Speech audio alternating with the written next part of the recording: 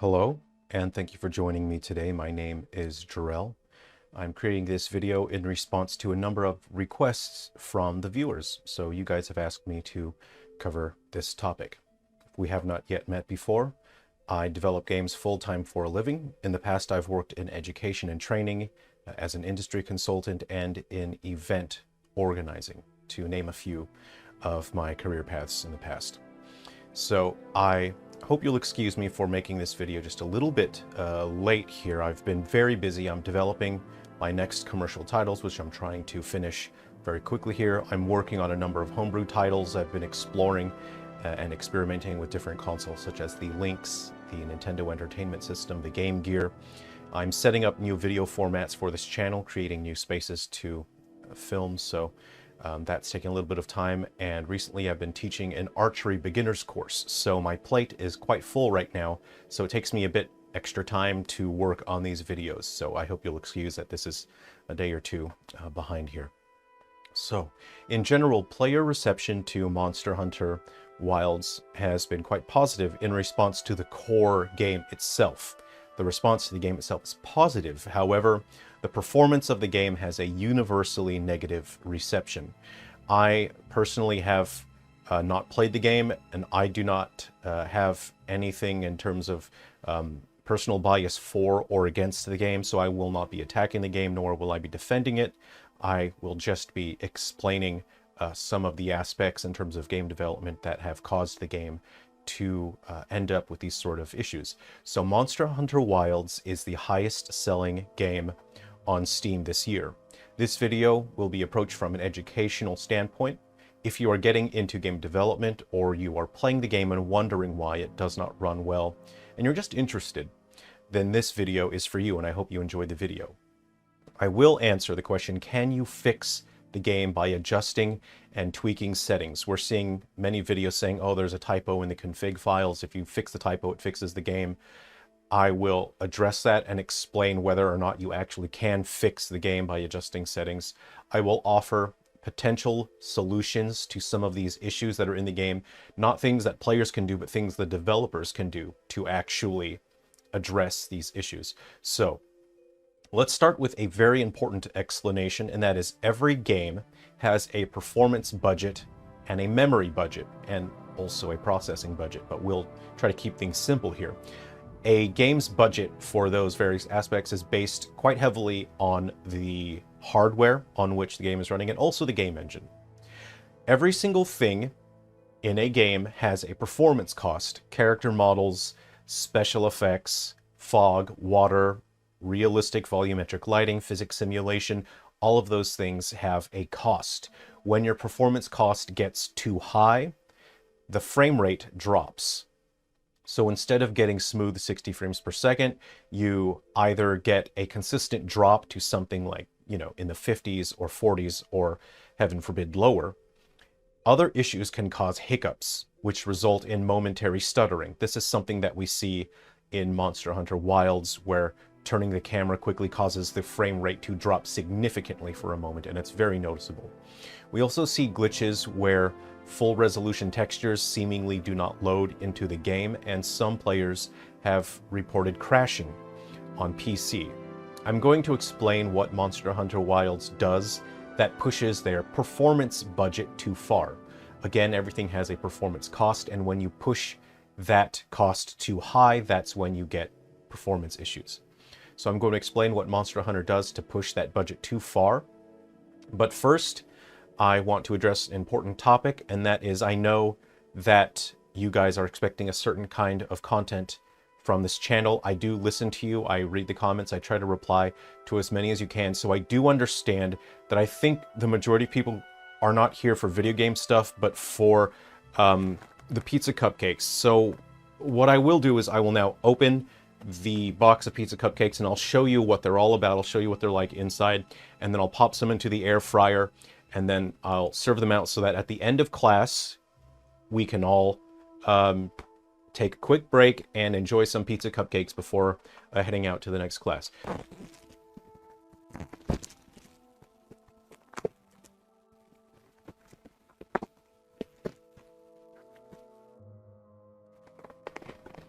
Okay, we have a tab mechanism in the back here.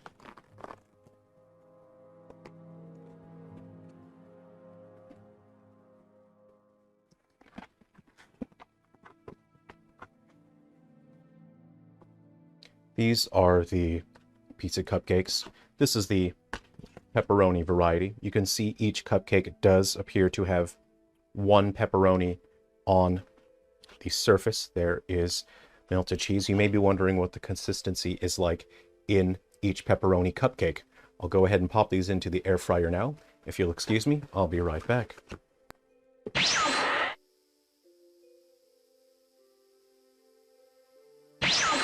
Okay, and we are back. Here we have a pizza cupcake. Now in an air fryer, this really only takes about 3 to 5 minutes. You don't want to overdo pizza cupcake, but let's go ahead and just have a look.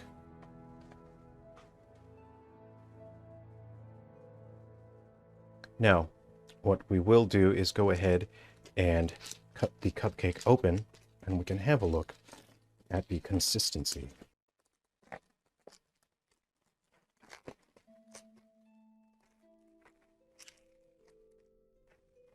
And we see that we have a nice, soft pastry. Quite light in the middle. It's a very light pastry in the middle. Let's go ahead and give this a taste test.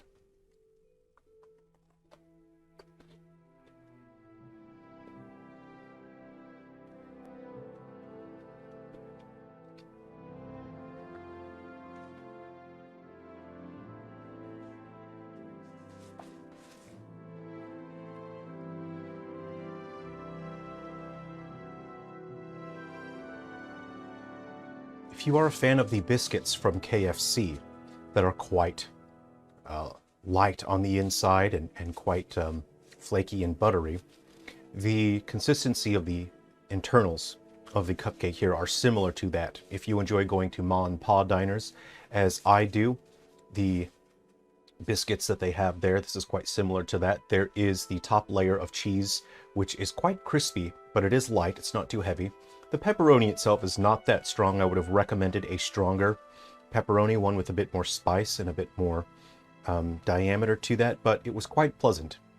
Again, at the end of class, I will have the plate of pizza cupcakes in the back of the room. Please take just one pizza cupcake. There are about 13,000 views on this video right now, so that's a lot of people. Please be considerate of other people. Share and only take the one cupcake. You may have seconds if you can see that all 13,000 other people have had a chance to try a pizza cupcake. So, when taking a look at Monster Hunter Wilds, we see an issue where the camera turns quickly and the frame rate drops, causing the game to stutter significantly. Textures and sometimes models look low resolution and low quality. So what is occurring in the game engine to cause this? This game is made using the Re engine, and it is a proprietary engine by Capcom, so I don't have any insider information regarding the Re engine. So the issue that we are seeing is being caused by a modern game development technique called asset streaming, which can be more accurately described. Sorry, that's my phone.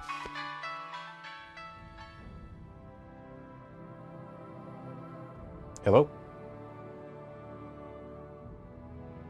Thanks. Okay, I got it. Bye. So it's not pronounced Re engine, it's just RE engine. So the issue that we see is caused by asset streaming, which is more accurately described as asynchronous loading. This means that game assets such as geometry, like the character models, the environments, the textures, character animations, and audio, are loaded into memory during the game while the game is being played. In the past, we used to load everything during a loading screen. You would have to sit, look at a screen, and wait for things to load. You'll see some games still use loading screens like this, and it is unfortunate that the industry has a very damaging philosophy right now that loading screens are bad and outdated, and that we don't need them. because as a result of trying to design our games around not having loading screens, we end up with issues like we see in Monster Hunter Wilds and many other modern games as well. So, computers have to work hard in order to load assets in, but they are also unloading assets. So it's not just a matter of loading things in, it's trying to clear memory and take things out.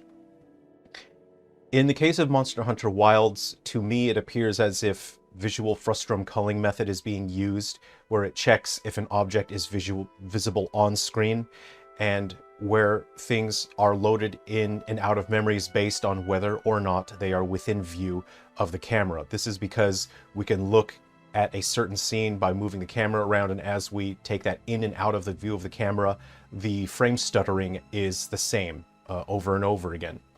So how asset streaming works, or asynchronous loading, how it works is first, low quality assets are loaded into the game. You see low poly count models that look kind of messed up and basic, like PlayStation 1 graphics, except worse somehow. We have low resolution textures, and as the camera gets closer to the game object, higher quality assets are loaded in. But this has a processing cost. So this is not a rendering cost, it's a processing cost. It affects the CPU, and that's what causes the frame rate to dip significantly for a moment.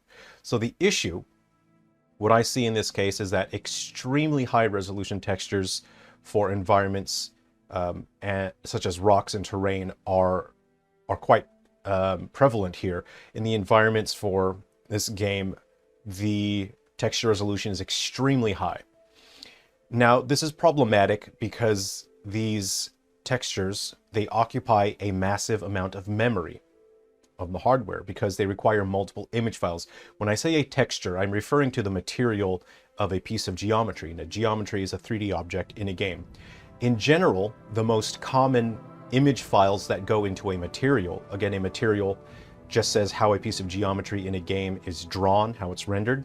Usually there's multiple image files that go into it. There's basically always, the first one is albedo, that determines the color. For example, if my tie were to have a texture map, what determines the pattern would be the albedo map. It is the color. Then we have normal maps that dictate the bumpiness of objects. They help create a sense of depth. Then we also have specular, which gives the renderer instructions on the shininess and reflectiveness on the object. And those are the basic ones. Basically, every modern game will use those three. But there are optional image files that can be used, especially in games with realistic visual styles that are highly densely detailed, like Monster Hunter Wilds. So the next image file that would go into that would be ambient occlusion. And this is what directs the renderer to how much light is expressed by the geometry. If you want certain parts of your geometry to look a bit darker, for example, under the arms of my jacket, then you would use an ambient occlusion image to sort of say, hey, not much light should be shown over there. You shouldn't express that much light. Next, we have height map, and that gives the game instructions on how to deform the geometry to make models look more detailed with height. For example, you might use a height map on a building with bricks to make the bricks actually stick out, not just look like they stick out, but to actually stick out. Height maps are quite expensive in terms of the rendering cost. Then you have detail maps, so you can have things which tile or repeat or loop. You can use this for scratches, dirt, or material details like thread or wool. You can use it for dust or damage, but detail maps, again, they have a performance cost. And then you have a detail mask, and a detail mask defines how much and where the detail map is visible on a piece of geometry. The mask goes hand in hand with the map. So all in all, that is 1, 2, 3, 4, 5, 6, 7 image files for every single piece of geometry. That's what I'm seeing here in Monster Hunter Wilds. And all of those, let's say that, you know, they're 4000 or 4096 by 4096 pixels. That's absurd. But then many image files now go to 8K instead of just 4096, and it looks like that's what they're using here because they are so extremely highly dense with fidelity, and that partly causes the problem because we have this obsession with more pixels, you know, and I'll explain that a bit more later in the video. What I also see here is that the geometry, the 3D models, they're extremely high poly count, game developers are now no longer just creating characters in 3D modeling programs. They're using programs that create characters, and they tend to create characters at extremely absurdly high poly counts. 3D models are made up of triangles or polygons. We refer to that as the poly count. The more triangles or the more polygons that something has, the more expensive it is to draw. It is a high rendering cost. And modern character creation software generates clothing that is absurdly extremely detailed. It's cinematic quality even. But when it comes to games, that has a huge cost. One technical issue that may not be easy to see just by looking at the game, but it's something that developers should understand, is texture compression. When you have textures in the game, as I described the previous image files, you have to use texture compression to basically squeeze all those files into the game. You have to compress them somehow, or they'll take up an absurd amount of space and it's not realistic. So we use texture compression. Developers have to choose what type of texture compression to use. There are many different methods to use when it comes to texture compression. All of them have different quirks, strengths, and weaknesses depending on the platform. So you have to have a very strong understanding of the platform, because a texture compression that works ideally on the PlayStation may not work well for the Switch, or it may not work well on PC. So you have to have a strong understanding of each individual platform and what different texture compression methods mean for each hardware. You have to manually determine which texture compression styles and technologies to use for each platform. That is an immense amount of work. In a game engine like Unity, it's quite easy to manage that, as we can manage those settings per platform, but it still means that there is a significant amount of manual work that developers have to do.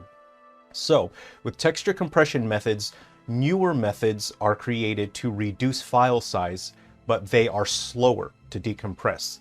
In Unity, this compression method is called crunching. It is exceptional because it allows textures to be significantly smaller.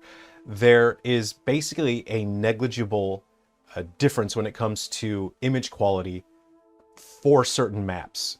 You may not want to use certain compression methods for certain image files. For example, I mentioned normal maps. You don't really want to use crunching when it comes to normal maps, as there will be a significant reduction in quality, but for an albedo map, crunching is appropriate.